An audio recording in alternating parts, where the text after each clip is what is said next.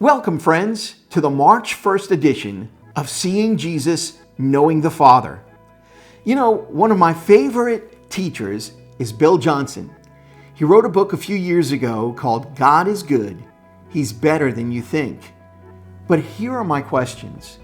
How does Bill Johnson know this? And how does he know what I think?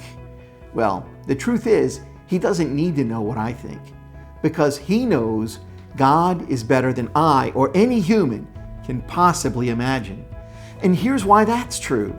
Ephesians 3:20 tells us God is able to do far more than we can ask or think. One version says more than we can imagine. And here's why he's able to do more, because he is more than we can ask, think, or imagine. Bill Johnson's right.